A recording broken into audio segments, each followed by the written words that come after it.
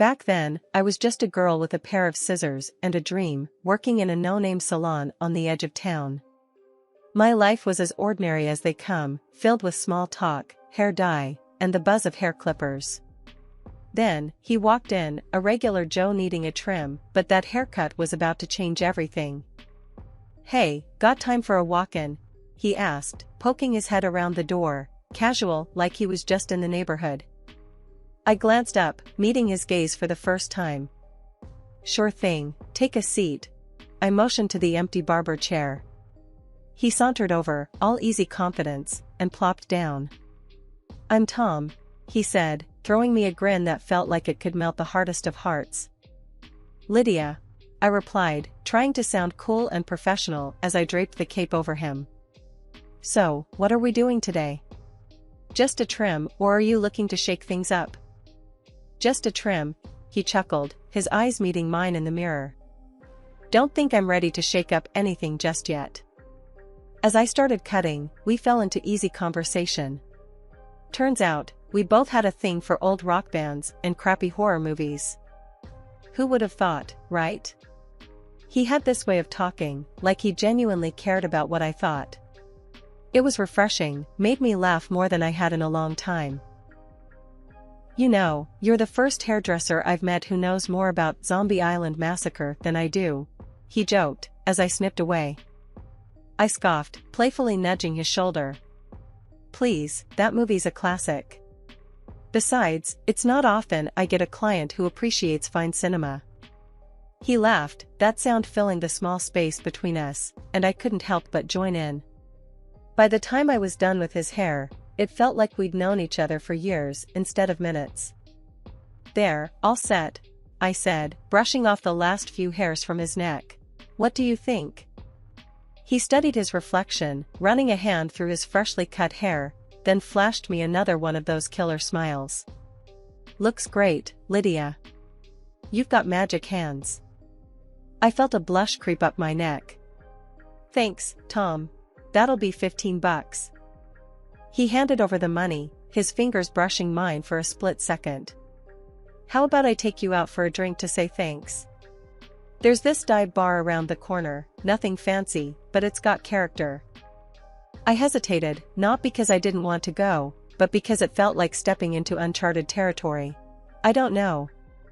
"Come on," he coaxed, his eyes twinkling with a mix of challenge and something softer.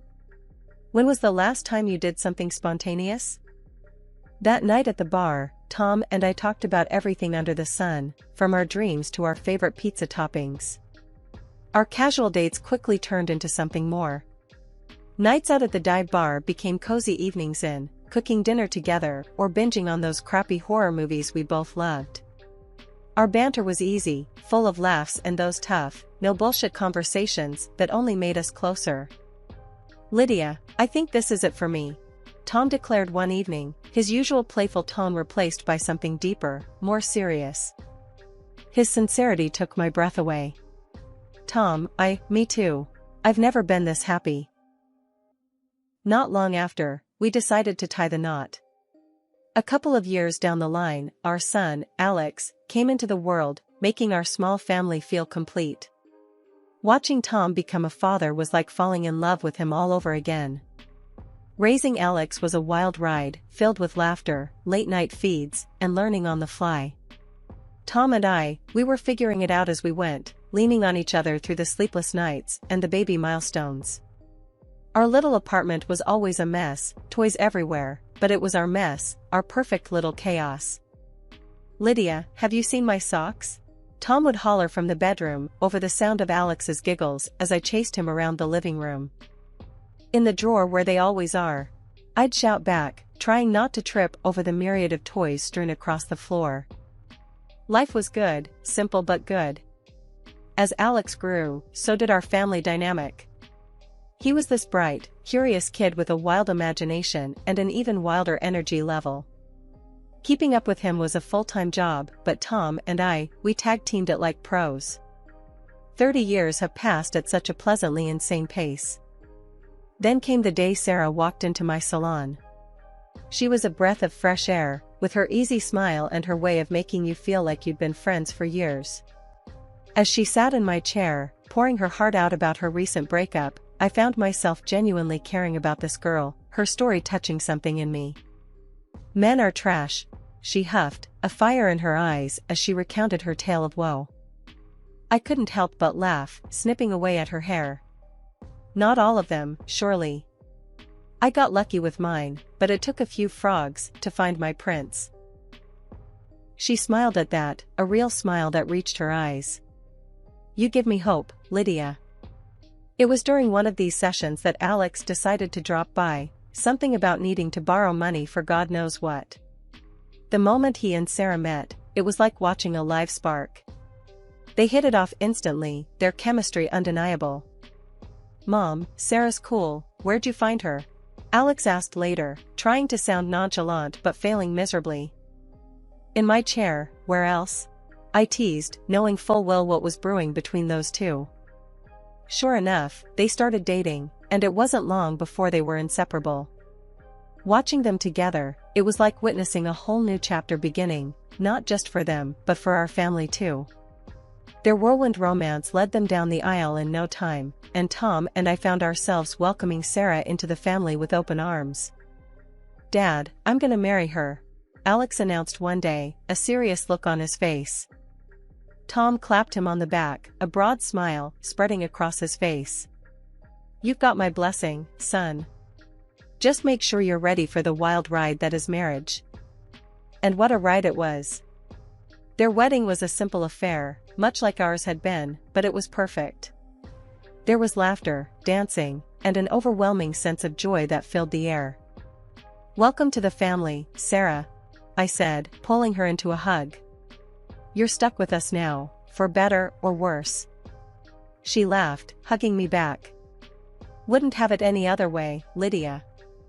Our family gatherings became the highlight of our weeks, filled with good food, great company, and the inevitable stories of Alex trying to impress Sarah with his not-so-impressive cooking skills. "Mom, tell Sarah about the time I made that 3-course meal," Alex would say, puffing out his chest with pride.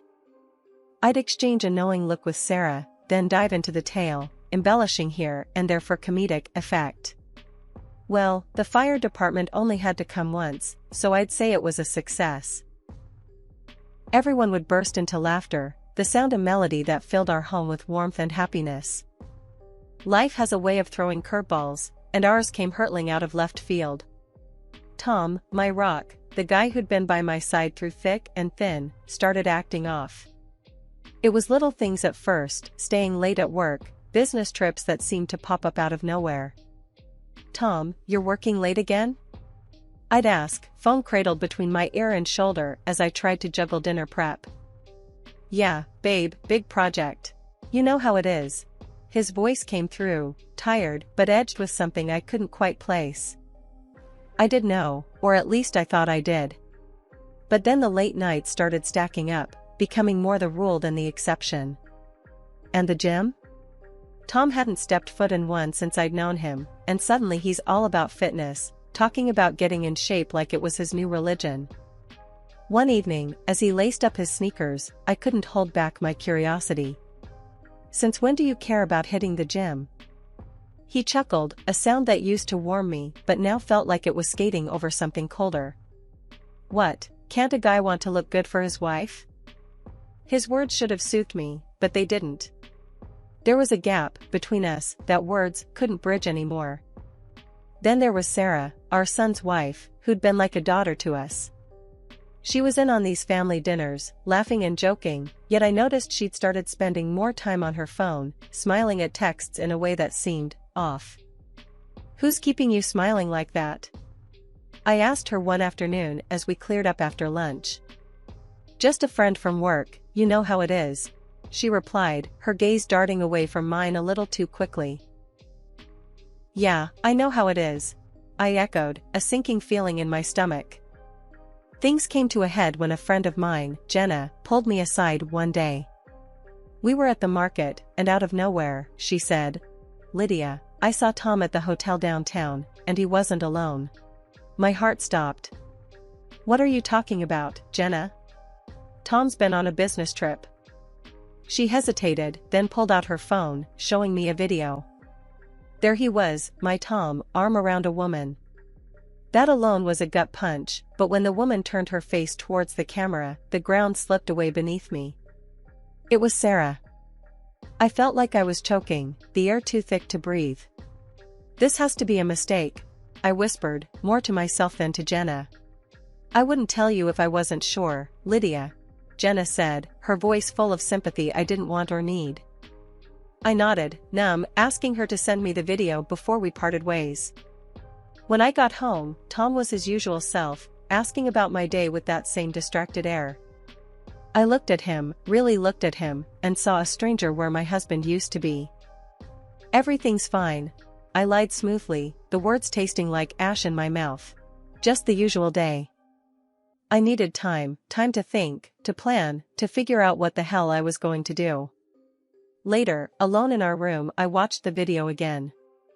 And there it was, the truth I couldn't deny any longer. All of Tom's late nights, his newfound love for the gym, it all made a sickening kind of sense.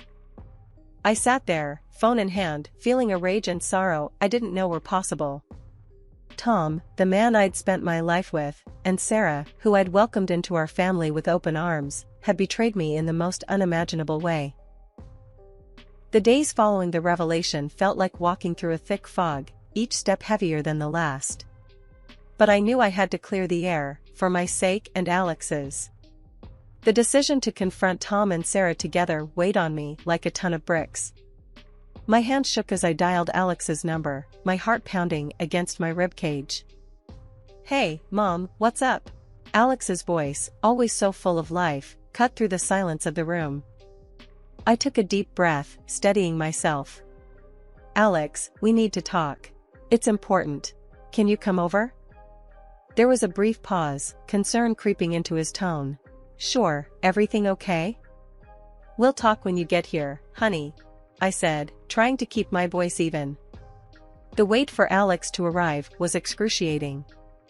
Tom was out, probably with her, leaving me alone with my thoughts and the damning video on my phone. When Alex finally walked through the door, his brows were furrowed in worry. Mom? You're scaring me. What's going on? He asked, closing the door behind him. I motioned for him to sit down, my hands trembling as I passed him my phone. Watch this, I said, the words barely a whisper. Alex's confusion turned to shock, then horror as the video played out. He looked up at me, his eyes searching for an explanation, any explanation that could make this nightmare make sense. Mom, please tell me this isn't real, he begged, the pain in his voice a mirror of my own. It's real, Alex. I'm so sorry, I said, my voice breaking. We sat in silence, the weight of betrayal hanging heavy between us. After what felt like an eternity, Alex spoke up, his voice hardened with resolve. We need to confront them. Together, he said, and I nodded. There was no other way forward. The dinner table was set, a macabre stage for the unraveling of our family. Tom and Sarah arrived together, oblivious to the storm they were about to walk into. Their laughter grated on my nerves, but I kept my composure. Lydia, this looks wonderful, Sarah said, taking her seat with a smile that didn't reach her eyes. I forced a smile in return, waiting for Alex to signal he was ready. He gave me a subtle nod, and I knew it was time. Tom, Sarah, we have something to show you, I said, my voice steady, despite the turmoil inside me. I played the video, watching their faces closely. Tom's expression crumbled, guilt washing over him. Sarah, on the other hand, looked defiant, even as her facade began to crack. This is nonsense. It's not what it looks like, Tom stammered, looking from me to Alex, desperate for any sign of belief. What, are you going to deny it? Even now? Alex's voice was cold, his anger palpable. Sarah finally spoke up, her voice laced with arrogance. What? Afraid of a little competition? The room went silent, the audacity of her words hanging in the air. Tom looked defeated, the reality of his actions finally dawning on him. Competition? Is that what I am to you? I asked, my heart breaking all over again. Alex stood up abruptly, his chair scraping against the floor. I want you out of my house, now. He directed at Sarah, his voice leaving no room for argument. She scoffed, her delusion seemingly boundless. We need housing. I'm entitled to half of this apartment and alimony. The room went silent for a moment, her words hanging in the air like a bad smell. Alex let out a harsh laugh, shaking his head. The apartment's mine, bought before we were married.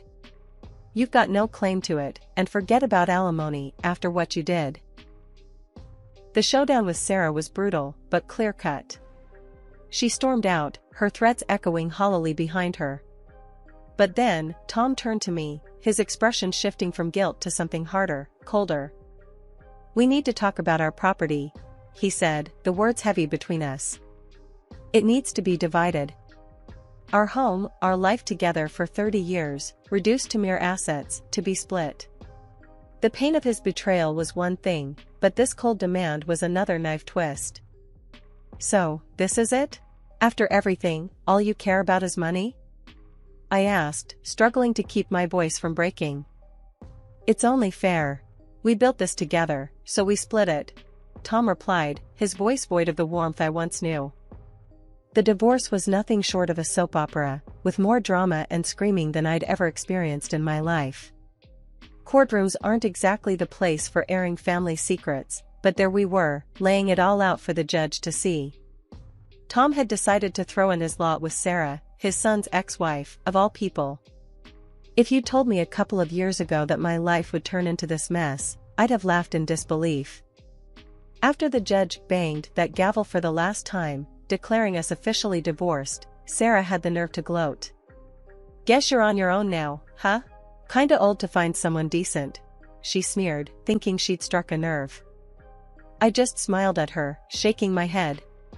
Honey, if Tom's your idea of a decent man, I'm better off alone, I said, walking away with my dignity intact. Let her have Tom and all the headaches that came with him. I had bigger fish to fry. With my share of the property settlement, I bought a modest apartment in a quiet part of town. It was no palace, but it was mine, a fresh start. The rest of the money went into my dream, a beauty salon of my own. The day I opened the doors to the public, I felt a mix of nerves and pride. This is it, Mom. You're gonna knock 'em dead, Alex said, hugging me tight before the first customers walked in. And he was right. Word of mouth spread, and before I knew it, Lydia's Oasis was the go-to spot in town. The online reviews raved about the place, and my heart swelled with pride every time I read a new one. Alex's life took a turn for the better, too. He met Emily, a woman as far from Sarah as the moon is from the sun. When they got married, it was a small affair, full of love and laughter, the complete opposite of his first wedding. And then came the twins, my beautiful grandbabies, filling my life with joy I didn't know was missing. Babysitting duty, Mom. You up for it? Alex would ask, dropping the twins off so he and Emily could have some much-needed couple time. Bring it on. These munchkins are no match for Grandma, I'd reply, gearing up for a day filled with games, giggles, and the occasional diaper disaster. Sarah's words from the courthouse echoed in my mind, and I laughed. Old and alone? Far from it. I was surrounded by love, my business was thriving, and my heart was full. I didn't just survive, I flourished. And as for Tom and Sarah, well, let's just say I wished them all the happiness they deserved. That call, it hit me like a freight train out of nowhere. Tom, of all people, with his voice oozing confidence like he was entitled to something from me. Lydia, you know, that salon of yours. I was thinking, given how well it's doing and all, it's only fair I get a piece of it. After all, wasn't it my money that got it started? He had the audacity to claim. I felt my blood boil, but managed to keep my cool. Oh, is that so? I played along, curiosity getting the better of me. Why don't we meet and chat about this, Tom? Say, next week? The call with Alex that followed was a whirlwind of emotion.